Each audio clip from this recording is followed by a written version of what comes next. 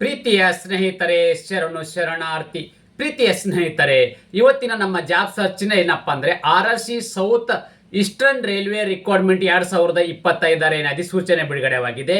ಇದ್ರ ಬಗ್ಗೆ ಮಾಹಿತಿ ತಗೊಂಡು ಬಂದಿದ್ದೀನಿ.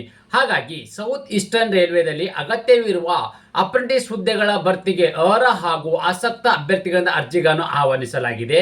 ಹುದ್ದೆಗಳ ಭರ್ತಿಗೆ ಸಂಬಂಧಿಸಿದಂತೆ ಹುದ್ದೆಗಳ ಸಂಖ್ಯೆ, ಕರ್ತವ್ಯ ಸ್ಥಳ, ಶೈಕ್ಷಣಿಕ ಅರ್ಹತೆ, ವಯೋಮಾನ, ಅರ್ಜಿ ಸಲ್ಲಿಕೆ ದಿನಾಂಕ, ಹುದ್ದೆಗಳ ಓವರಾಲ್ ಆಗಿ ಒಂದು ನೋಟಿಫಿಕೇಶನ್ ಬಗ್ಗೆ ನಾನು ಇಲ್ಲಿ ಈ ವಿಡಿಯೋದಲ್ಲಿ ಮಾಹಿತಿ ಕೊಡಲಿದ್ದೇನೆ.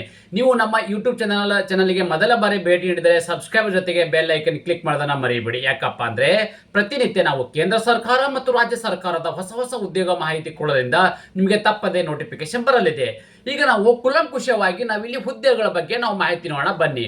ತಾವು ಇಲ್ಲಿ ಗಮನಿಸಬಹುದು, RRC south eastern railway requirement 2025.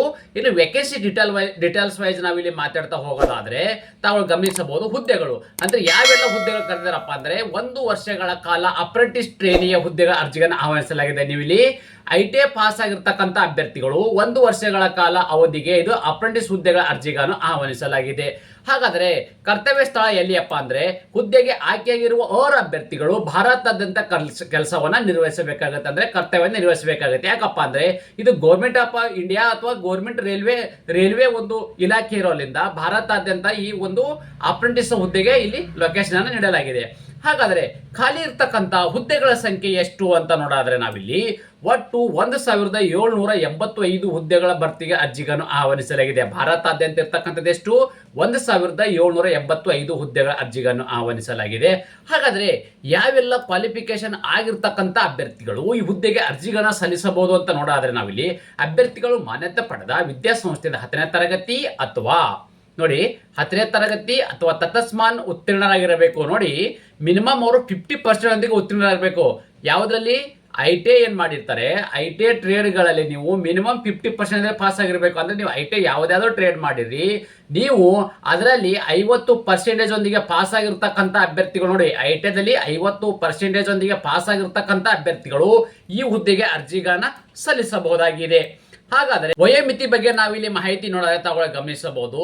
ದಿನಾಂಕ 1 ಜನವರಿ 2020 ವಯೋಮಿತಿ ಎಷ್ಟು? ವಯೋಮಿತಿ ಒಳಗಡೆ ಇರ್ತಕ್ಕಂಥ ಅಭ್ಯರ್ಥಿಗಳು ಹುದ್ದೆಗೆ ಅರ್ಜಿ ಸಲ್ಲಿಸಬಹುದು ಅಂದ್ರೆ 1 ಜನವರಿ 2020 ವಯವಾಗುವಂತೆ ಮಿನಿಮಮ್ 15 ವರ್ಷ ಇರಬೇಕು, ಮ್ಯಾಕ್ಸಿಮಮ್ 24 ವರ್ಷ. ಅಂದ್ರೆ 15ರಿಂದ 24 ವರ್ಷ ಒಳಗಡೆ ಇರ್ತಕ್ಕಂಥ ಅಭ್ಯರ್ಥಿಗಳು ಹುದ್ದೆಗೆ ಅರ್ಜಿ ಸಲ್ಲಿಸಬಹುದಾಗಿದೆ. ಇದು ಜನರಲ್ ಕ್ಯಾಟಗರಿ ಸಂಬಂಧಪಟ್ಟ ಅಭ್ಯರ್ಥಿಗಳಿಗೆ. ವಯೋಮಿತಿಯಲ್ಲಿ ಕೂಡ ಸಡಿಲಿಕೆ ನೀಡಲಾಗಿದೆ. SC ST ಅಭ್ಯರ್ಥಿಗಳಿಗೆ 5 ವರ್ಷಗಳ ಕಾಲ ವಯೋಮಿತಿ ಸಡಿಲಿಕೆವಿದ್ದರೆ OBC ಅಭ್ಯರ್ಥಿಗಳಿಗೆ 3 ವರ್ಷ, ಅಂಗವಿಕಲ ಅಭ್ಯರ್ಥಿಗಳಿಗೆ 10 ವರ್ಷಗಳ ಕಾಲ ವಯೋಮಿತಿಯಲ್ಲಿ ಸಡಿಲಿಕೆಯನ್ನು ನೀಡಲಾಗಿದೆ. ಅದೇ ರೀತಿ ಈ ಆಯ್ಕೆ ವಿಧಾನ ಹೇಗೆ ಮಾಡ್ತಾರಪ್ಪ ಅಂದ್ರೆ, ಸೆಲೆಕ್ಷನ್ ಪ್ರೊಸೆಸ್ ಅನ್ನ ಹೇಗೆ ಮಾಡ್ತಾರಪ್ಪ ಅಂದ್ರೆ, ಅಭ್ಯರ್ಥಿಗಳು ವಿದ್ಯಾರ್ಥಿಯಲ್ಲಿ ಪಡೆದ ಅಂಕಗಳ ಆಧಾರದ ಮೇಲೆ ಮೆರಿಟ್ ಲಿಸ್ಟ್ ಅನ್ನು ಸಿದ್ಧಪಡಿಸಲಾಗುವುದು. ಆ ಮೆರಿಟ್ ಲಿಸ್ಟ್ ದಲ್ಲಿ ಕ್ವಾಲಿಫೈ ಆಗಿರ್ತಕ್ಕಂಥ ಅಭ್ಯರ್ಥಿಗಳನ್ನ ದಾಖಲೆ ಪರಿಶೀಲನೆ ಹುದ್ದೆಗೆ ನೇಮಕಾತಿ ಮಾಡಲಾಗುವುದು. ಅಂದ್ರೆ ಇದರಲ್ಲಿ ITA ಪಾಸ್ ಆಗಿ ನೀವು ಪರ್ಸೆಂಟೇಜ್ ಇದ್ರೆ ಸಾಕು, ಇಲ್ಲಿ ಯಾವುದೇ ರೀತಿಯ ನಿಮಗೆ ಎಂಟ್ರೆನ್ಸ್ ಎಕ್ಸಾಮ್ ಅನ್ನು ಇರೋದಿಲ್ಲ. ಅಂದ್ರೆ ನೀವು ಯಾವುದೇ ರೀತಿಯ exam ಬರೀಬೇಕಾಗಿಲ್ಲ.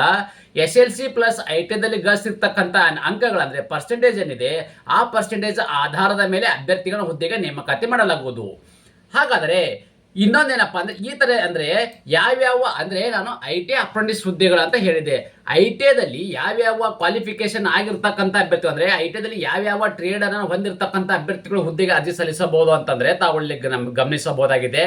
Fitter, turner, electrician, welder, mechanic, diesel ಮತ್ತು machinist, painter, refrigerator, AC mechanic, electronics and mechanic ಮತ್ತು ಕೇಬಲ್ ಜಾಯಿಂಟ್ಸ್ ಮತ್ತು ಕ್ರೇನ್ ಆಪರೇಟರ್ ಇರ್ತಕ್ಕಂಥದ್ದು, corporator, turner, lineman, wireman ಮತ್ತು ಟ್ರಿಮ್ಮರ್ ಇರ್ತಕ್ಕಂಥದ್ದು.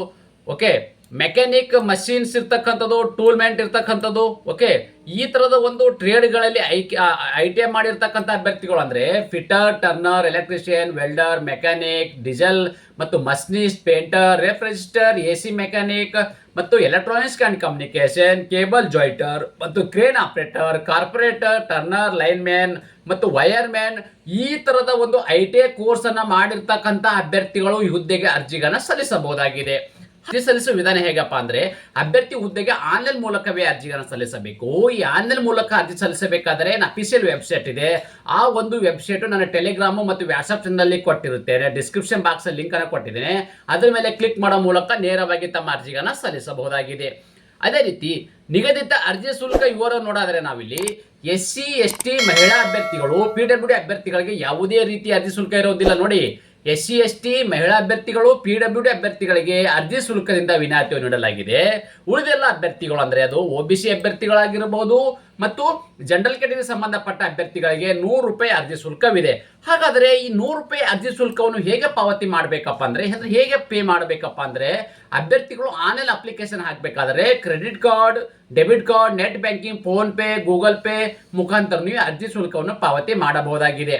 ಅದೇ ರೀತಿ ಅರ್ಜಿ ಸಲ್ಲಿಸಲು ನಿಗದಿಪಡಿಸಿದ ದಿನಾಂಕದ ವಿವರವನ್ನು ನಾವಿಲ್ಲಿ ನೋಡೋದಾದ್ರೆ ಅರ್ಜಿ ಸಲ್ಲಿಕೆ ಪ್ರಾರಂಭ ದಿನಾಂಕ ನವೆಂಬರ್ 18, 2025 ಅಂದ್ರೆ ಇದೇ ತಿಂಗಳು ನವೆಂಬರ್ 18, 2025ರಿಂದ ಪ್ರಾರಂಭವಾಗಿದ್ದು ಅರ್ಜಿ ಸಲ್ಲಿಸಲು ಕೊನೆಯ ದಿನಾಂಕ ಡಿಸೆಂಬರ್ 17, 2025 ನೋಡಿ. ಡಿಸೆಂಬರ್ 17, 2025 ಇಷ್ಟರ ಒಳಗಡೆ ತಮ್ಮ ಅರ್ಜಿಗಳನ್ನ ಕಂಪ್ಲೀಟ್ ಅನ್ನ ಮಾಡಿಕೊಳ್ಳಬೇಕಾಗತ್ತೆ.